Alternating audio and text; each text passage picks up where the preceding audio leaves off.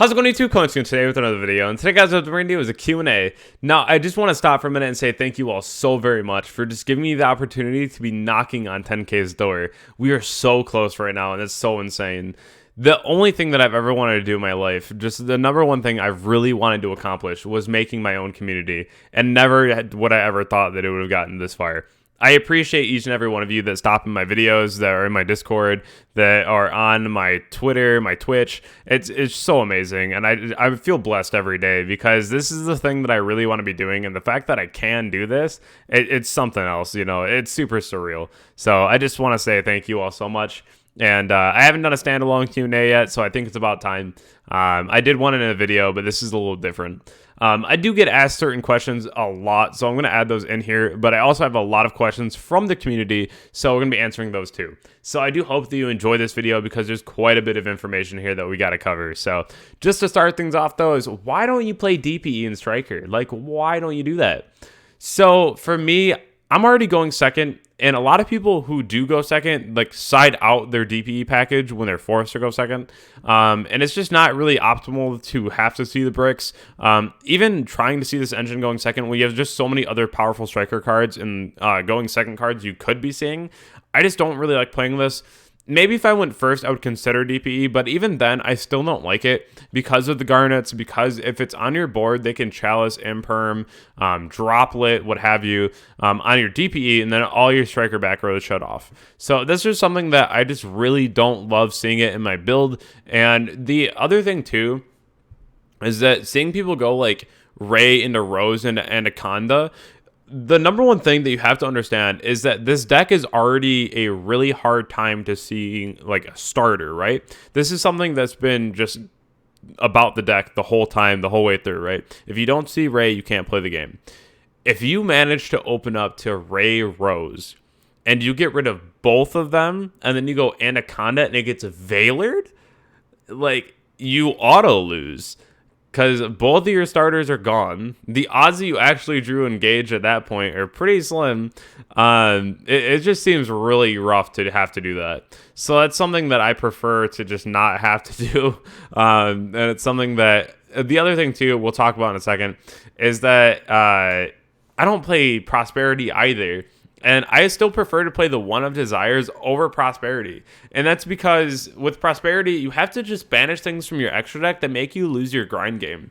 I'd rather have as many options as possible in my extra deck than just try to, like, hope that I can banish 3 or 6 and then see the cards that I need to see to go first. Especially going second. I know I'm not, like, killing my opponent that turn, but I would way rather do as much damage as possible and at least have the opportunity to make sure that my Engage is alive to draw. And the other thing, too, is having that Desires, even at 1, it's still a +1. And I still want to be able to have that in the deck. Going second, you have the better opportunity, especially in this format, to just break a board. And I just don't really feel like I get a lot of that from DP and Prosperity. So I don't like playing either of them. Of course, if you're playing like Invoke Shadal or what have you, you can play DP and Prosperity all day long. But in Striker, I just don't really like it. And it's something that I feel like I don't really miss either of them. Going second, my list has been fine. I just hit top 8 a couple days ago as well in a case tourney. I really like my list right now. And another thing too, like a side note, is I cut 2 tactics already. I'm main decking 1 Pinkertops and 1 Crow now over the tactics. So just something to note. But I don't play DP. I don't play Prosperity. I really don't like either of them right now. And I haven't really liked either of them. I bought both of them when they first came out.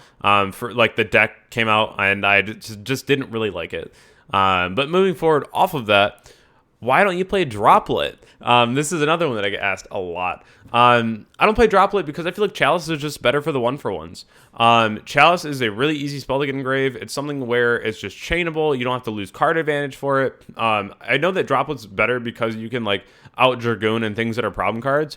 But at the same time, I feel like Droplet's worse because if you're in a simplified game state, you can't just like have Shizuku and like one set card, no cards in hand, and that card be Droplet and just expect that you're going to win, right?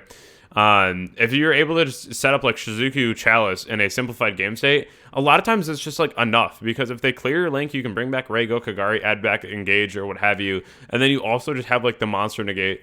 Whereas Droplet really does force you to have to send a monster, so you already have to be playing a ton of hand traps to warrant playing Droplet, and then even at that point, the hand traps that you have against a certain matchup are probably better than the Droplet. Because you're only putting in certain hand traps, and if they're bad hand traps, you're just signing them out for other ones, right? So at that point, Droplet just seems inherently worse, and I'd rather have a Chalice and an Ash than like sitting and staring at this Droplet and have to get rid of my Ash, right? Like, just doesn't seem that good. And you have to send monsters with Droplet, or else Droplet's pretty irrelevant, right? So, like, I don't know. I feel like it's just not as good of a card as I really wanted it to be, at least in Striker. Of course, you're still playing this thing in Phantom Knight. I'm talking from a very Striker perspective here. But other than that, I don't like it right now. The next thing up is, why don't you play Halq Selene? So I'm just kind of going over a lot of these right now because I get asked these questions every single day. So I want to make sure that I have a spot to refer everyone to. But Halq Selene, especially in a format right now where everyone's main decking a ton of hand traps, these are super fragile. Like, super fragile. Especially if you go, like, into Halq and they Veiler you, and then you just have a random Halq on your board that doesn't do anything. It gets pretty scary. With so many hand traps, like, yes, it's cool in a simplified game state to go into Accesscode really easy, but I've just never really found a time where I just wouldn't want the other utility in my extra deck right now, like the other Zeke, which comes up a ton. Both my Charmers, which again come up a ton. And even the Unicorn, being able to have the spot removal. I just would rather have that than have the Halq play. I just don't really like it that much. Moving into the next question I get asked a lot is, how does Hiita equal Accesscode? So a lot of people have the thought process that, like, okay, you have to normal summon to make the Hiita, so how do you make Accesscode if you only reborn one monster, you have two things on the board? How does that work? You're only going for the Hiita play if you have a way to go to the Accesscode. You're not just randomly making Hiita and just summoning a monster for no reason.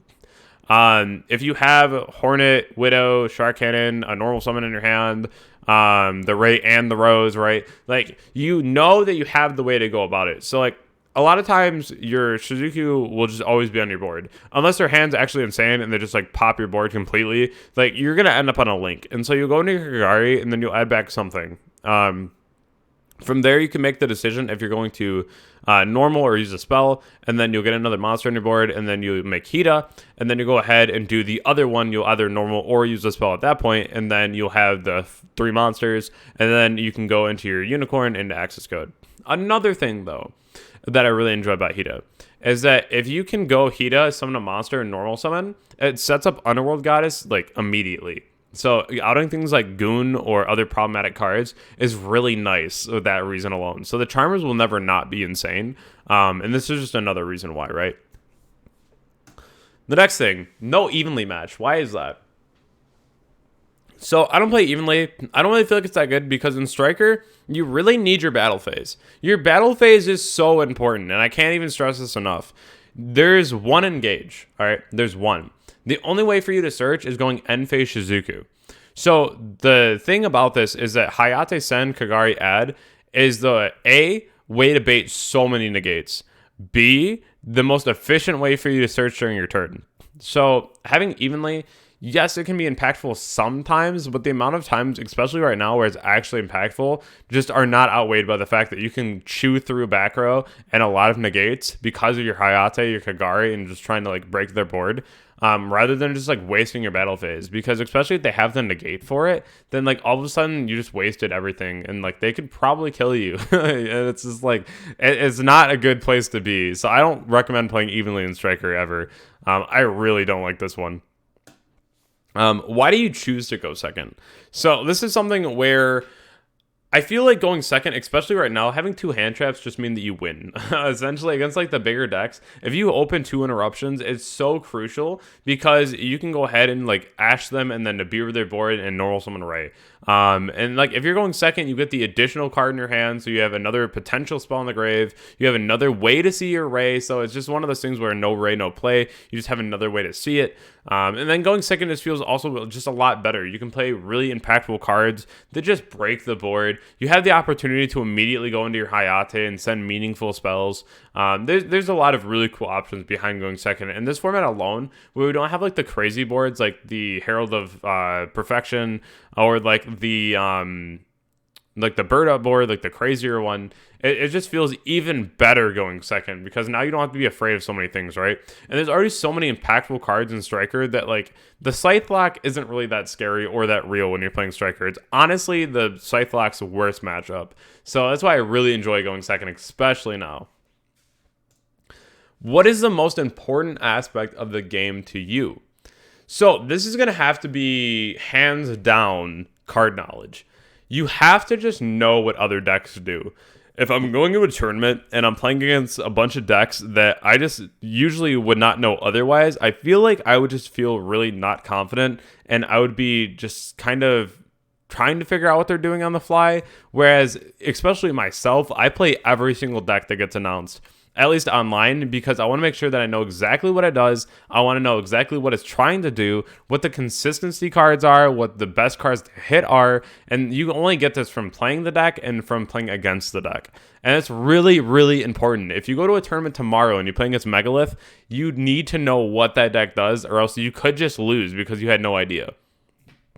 Card knowledge at a very core of this game's aspect of playing. You just have to know what other decks do. And yes, it's pretty daunting for me to just say, like, just go learn every deck. Just go off and just learn all, like, 100 plus decks, right?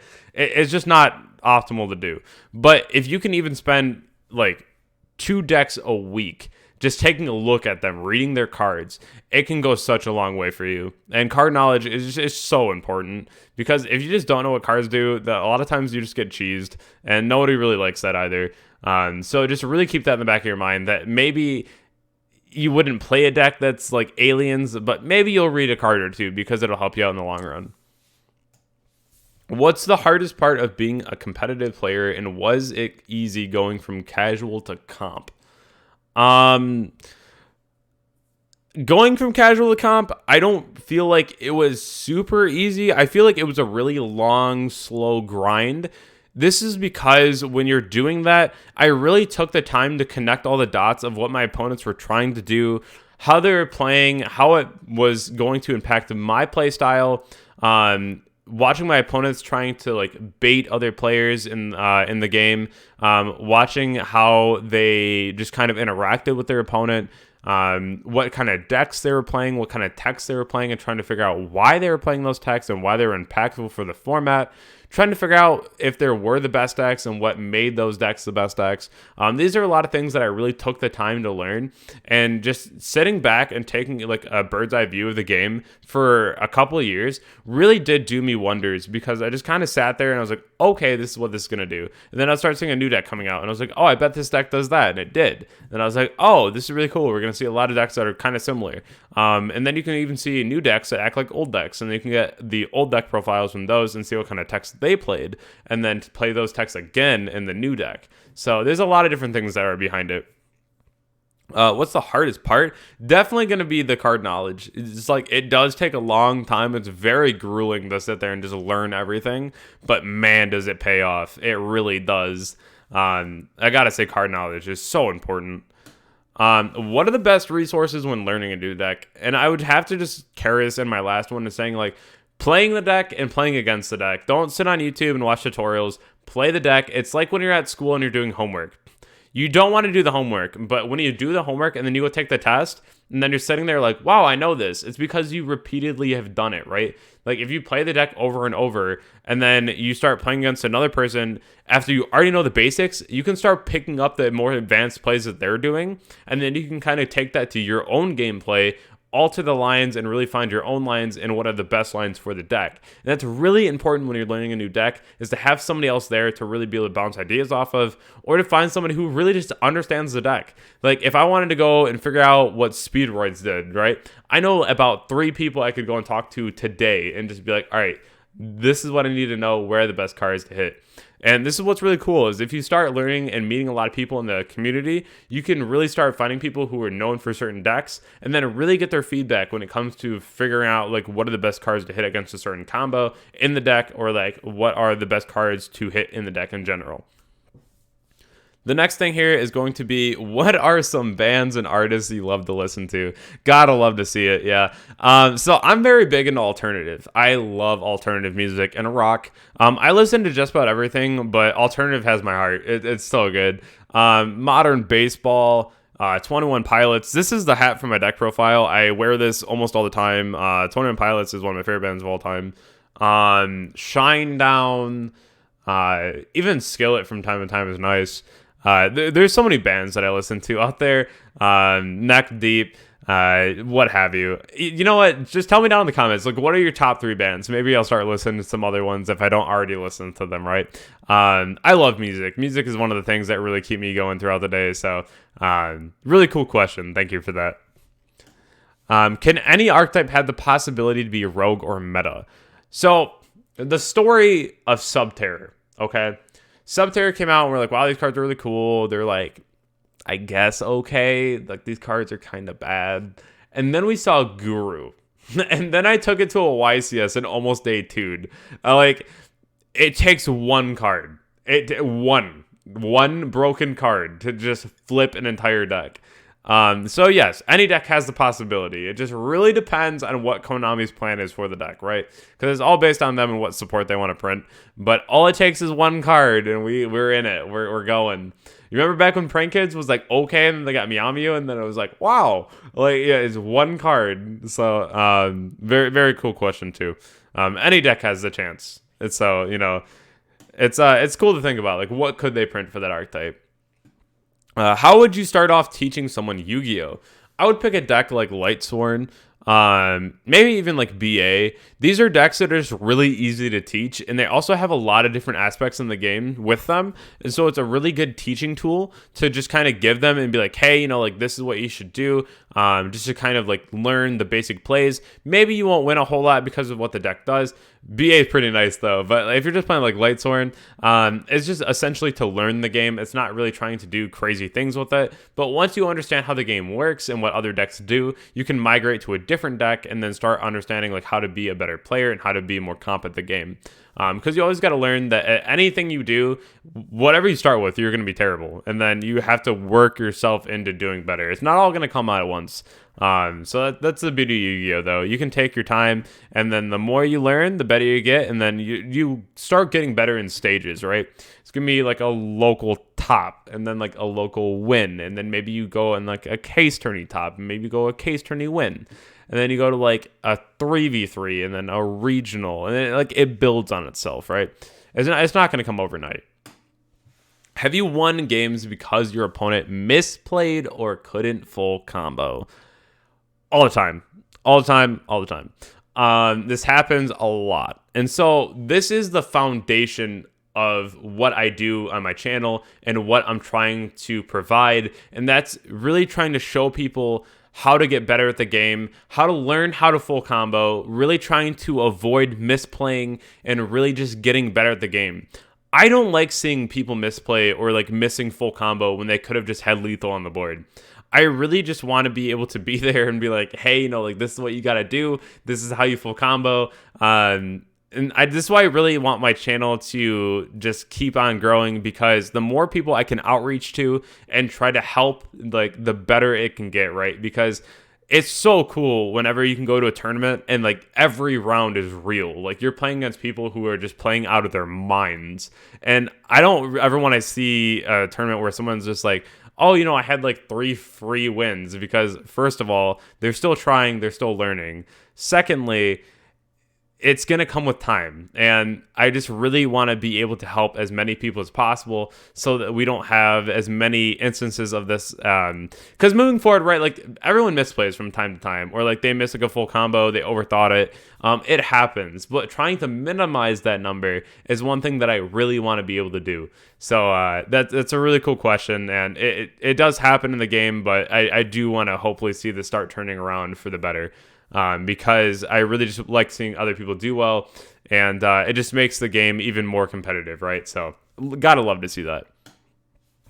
How did you grow so fast on YouTube? I don't think that it was a matter of just like me growing fast. It's just a matter of me just wanting to teach and just really building upon the content that I've already like was making. And it's something where I just really believe in the content that I'm posting.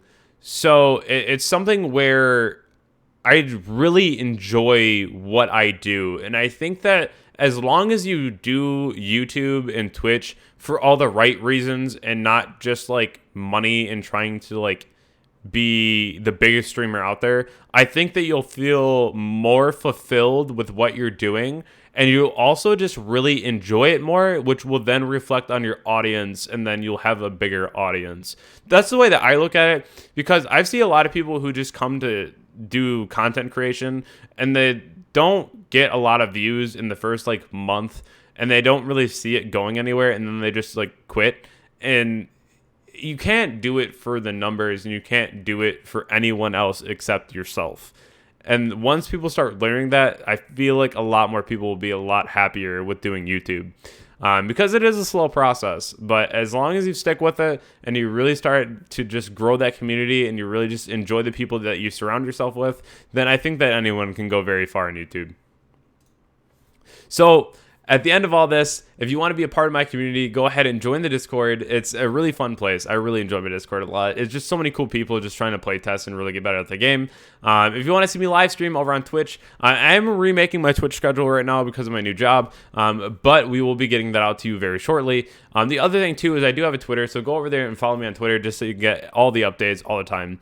All those links are in the description below, as well as my Metafy page. If you want a coaching session, feel free to go ahead and PM me on Discord. We can talk about it, and then we can get you set up into your own session as well, so you can try to improve at the game through your own pace and get that one-on-one session that you may need.